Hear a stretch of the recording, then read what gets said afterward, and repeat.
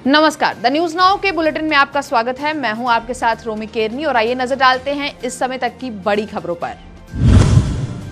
जम्मू कश्मीर में सुरक्षा बलों और आतंकियों के बीच मुठभेड़। इस मुठभेड़ में सुरक्षा बलों ने अब तक 2 आतंकियों को मार गिराया है। साथ ही सुरक्षा बलों ने पूरे इलाके को घेर रखा है और तलाशी अभियान जारी है। जानकारी के अनुसार खुफिया एजेंसियों को कश्मीर संभाग में शोपियान जिले में आतंकियों के छिपे होने की सूचना मिली थी, जिसके बाद आनन फानन में सुरक्षा बलों की संयुक्त टीम ने इलाके की घेराबंदी कर तलाशी अभियान शुरू किया। इस दौरान खुद को गिरा देख आतंकियों ने सुरक्षा बलों पर फायरिंग करना शुरू कर दी। जवाबी कार्रवाई में सुरक्षा बलों की तरफ से 2 आतंकियों को मार गिराया है और अब ऑपरेशन खत्म कर दिया गया है।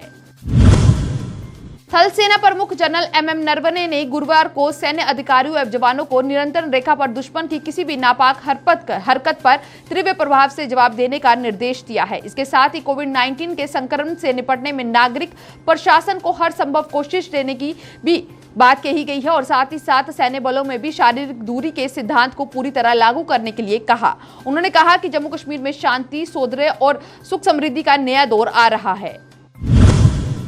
जम्मू कश्मीर में कोरोना संक्रमितों की संख्या बढ़ती जा रही है। गुरुवार को प्रदेश में 14 और संक्रमित मिले हैं। ये सभी संक्रमित कश्मीर संभाग में पाए गए हैं। इसी के साथ केंद्र शासित प्रदेश में कुल मरीजों की संख्या 314 पहुंच गई है। इस बीच नए मामले सामने आने के बाद प्रभावित क्षेत्रों में सख्ती बढ़ा दी गई है। रेड जोन क्षेत्रों को पूरी तरह से सील कर दिया गया है।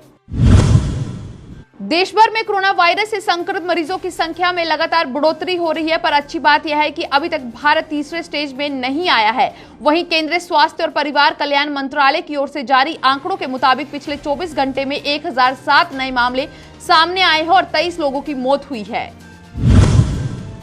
भारतीय रिजर्व बैंक के गवर्नर शक्तिकांत दास ने आज कई अहम घोषणाएं की। कोरोना वायरस की वजह से अर्थव्यवस्था को नुकसान हो रहा है। ऐसे में लॉकडाउन बढ़ने के बाद अर्थव्यवस्था को हो रहे नुकसान से बचाने के लिए दास ने नए कदम उठाने और साथ ही साथ इनका ऐलान किया है।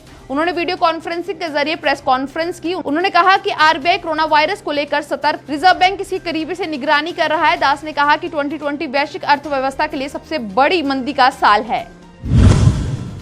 केंद्रीय गृह मंत्रालय ने लॉकडाउन की अवधि के दौरान 20 अप्रैल से कुछ और गतिविधियों को छूट दे दी है। इसके लिए राज्यों और केंद्र शासित प्रदेशों की सरकार के लिए नए दिशा निर्देश जारी कर दिए गए हैं। सरकार ने गैर बैंकिंग वित्तीय संस्थान, हाउसिंग फाइनेंस, लघु वित्तीय संस्थानों को बंद के दौरान न्यूनतम कर्मचारियों के साथ काम करने की अनुमति दे दी है।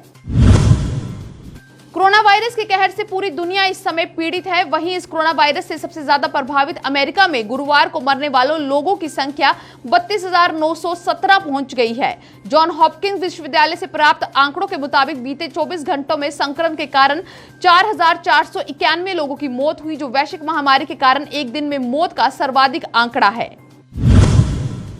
कोरोना वायरस के कारण देश और दुनिया के कई देशों में लॉकडाउन होने के बाद लाखों लोग घर में काम कर रहे हैं। घर से काम के दौरान मीटिंग स्काइप या फिर जूम जैसे वीडियो कॉलिंग ऐप के जरिए हो रही है। इसके अलावा स्कूल कॉलेजेस की पढ़ाई भी इस ऐप से हो रही है, लेकिन सिक्योरिटी और प्राइवेसी को लेकर जूम वीडियो कॉन्फ्रेंसिंग ऐप पर लगातार सवाल उठ रहे हैं। इस समय के बुलेटिन में बस इतना ही। आप बने रहें द न्यूज नाउ के साथ बाकी अपडेट्स के लिए।